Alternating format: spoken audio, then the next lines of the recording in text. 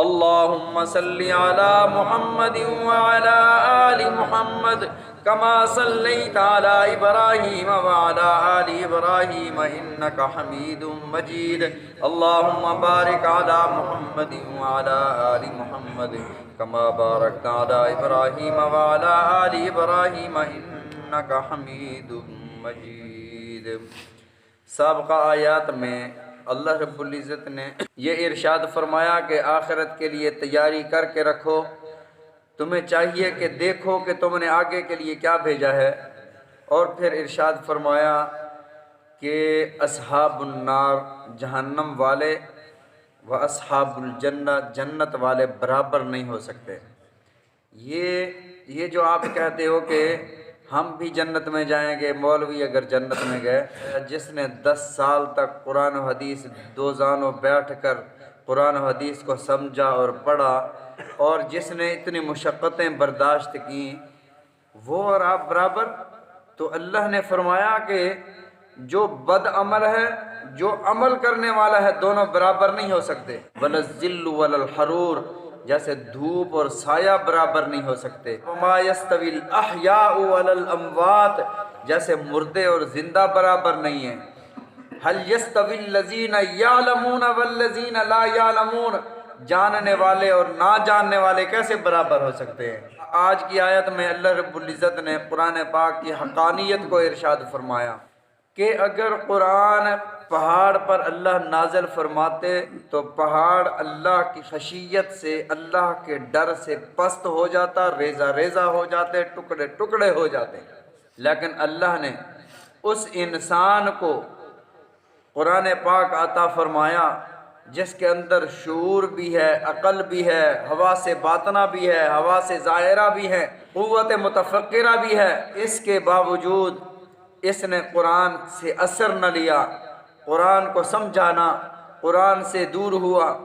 اللہ رب العزت نے فرمایا کہ اگر یہ پہاڑ پر نازل ہو جاتا تو پہاڑ اللہ کی خشیت سے ریزہ ریزہ ہو جاتے۔ اب سوال یہ ہے کہ انسان کو کیوں کچھ نہیں ہوا؟ کیا یہ پہاڑ سے زیادہ مضبوط ہے؟ انسان کو اس لیے کچھ نہیں ہوا کہ قرآن نازل ہوا حضرت محمد صلی اللہ علیہ وسلم کے قلب اطہر پر۔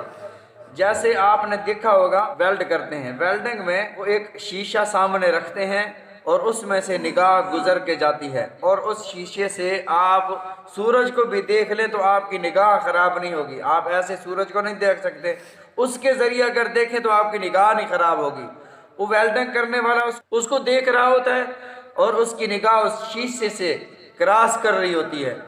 تو اس مثال کو سامنے رکھ کر سمجھیں کہ قرآن پاک حضرت محمد صلی اللہ علیہ وسلم کے قلب اطہر پر نازل ہوا اور آپ کے دل سے گزر تک امت تک پہنچا۔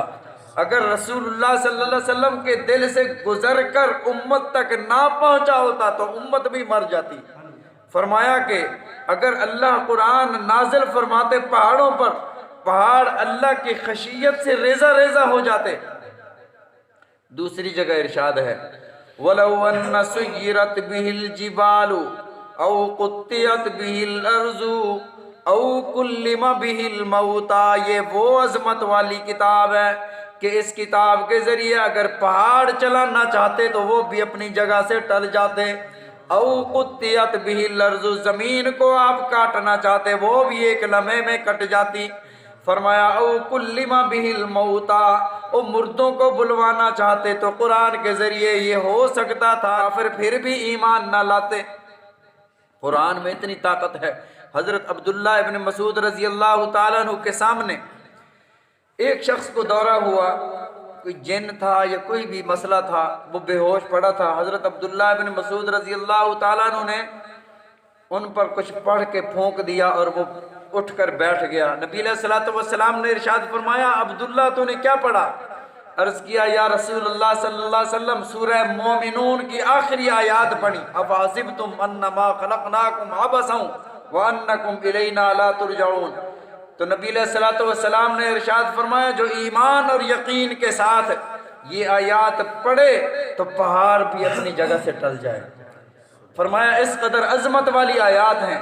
تو یہ قرآن اللہ رب العزت نے عطا فرمایا اور سورہ بقرہ میں اللہ رب العزت نے ارشاد فرمایا وَإِنَّ مِنَ الْحِجَارَةِ لَمَا يَتَفَجَّرُ مِنْهُ الْأَنْهَارُ، بعض پتھر ایسے ہیں ان میں سے اللہ نہریں نکالتے ہیں۔ وَإِنَّ مِنْهَا لَمَا يَهْبِطُ مِنْ خَشْيَةِ اللَّهِ، فرمایا بعض ایسے ہیں جو اللہ کی خشیت سے لڑک پڑتے ہیں۔ یہ پتھر بھی اللہ سے ڈرتے ہیں۔ انسانوں تم تو انسان ہو، تمہیں اللہ نے دل عطا فرمایا ہے، تمہیں اللہ نے شعور عطا فرمایا ہے، تمہیں اللہ نے عقل عطا فرمائی ہے، قرآن عطا فرمایا، اس قرآن کی عظمت کو سمجھو۔ فرمایا کہ یہ صرف چومنے کے لیے نہیں ہے، یہ صرف گھر میں برکت کے لیے نہیں، رکھنے کے لیے نہیں ہے کہ آپ گھر میں برکت کے لیے رکھ دیں، قرآن پڑھنے کے لیے ہے، قرآن عمل کے لیے ہے۔ اب سوال یہ ہے، قرآن تو وہی ہے، آیات تو وہی ہیں، جس کو حضرت عمر رضی اللہ تعالیٰ عنہ نے صرف سنا ہے بہن کے منہ سے، بہن کی زبان سے قرآن سنا ہے، اور کفر ان کے دل سے نکل گیا، ان کے دل سے رسول اللہ صلی اللہ علیہ وسلم کی دشمنی نکل گئی ہے، قتل کرنے آئے ہیں، قرآن سنا ہے، ساری مخالفت نکل گئی ہے۔ پھر کیا وجہ ہے، وہ کیا بات ہے کہ مومن قرآن سنتا بھی ہے، قرآن دیکھتا بھی ہے، قرآن گھر میں موجود بھی ہے، قرآن کو چومتا بھی ہے، پھر قرآن اثر انداز نہیں ہوتا۔ شاہ عبد القادر رحمۃ اللہ علیہ اپنی تفسیر میں لکھتے ہیں، انہوں نے مثال دی کہ جیسے کوئی طاقتور غذا ہو اور وہ بیمار آدمی کو دی جائے تو اس کی بیماری مزید بڑھ جاتی ہے۔ جیسے کوئی بندہ پیٹ کا مریض ہو، اسے دیسی گھی دے دیا جائے، میدے کا مریض ہو، وہ مزید بگڑ جائے گا، مزید بیمار ہو جائے گا، اور اگر تندرست ہو اسے طاقت ملے گی۔ فرمایا قرآن وہ عظمت والی کتاب ہے، یہ اگر روحانی مریض قرآن سنتا ہے تو اس کی بدبختی میں پھر اضافہ ہوتا چلا جاتا ہے۔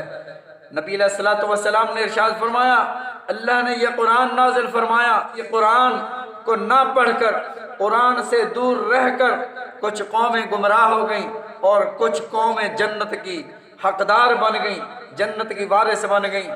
تو اللہ رب العزت نے ارشاد فرمایا لو انزلنا هذا القرآن على جبل لرأيته، اگر قرآن کو پہاڑ پر نازل فرماتے، لرأيته، البتہ آپ ضرور دیکھتے اس کو، خاشعا، پست، خشوع کرنے والا، متصدیاً، ریزہ ریزہ ہو جانے والا، من خشیت اللہ، اللہ کی خشیت سے، اللہ کے ڈر سے۔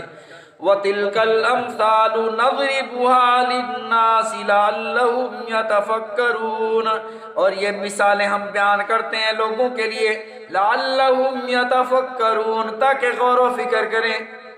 غور و فکر، قرآن پاک میں غور و فکر کیا ہے؟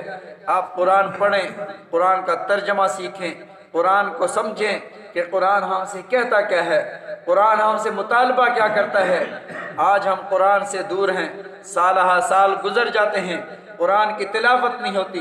نبی علیہ الصلوۃ والسلام نے ارشاد فرمایا اللہ کو وہ عمل سب سے زیادہ پسندیدہ ہے جو تھوڑا ہو اور روز کا ہو، روزانہ کا ہو، ہمیشہ کا ہو، یہ عمل بڑا پسند ہے۔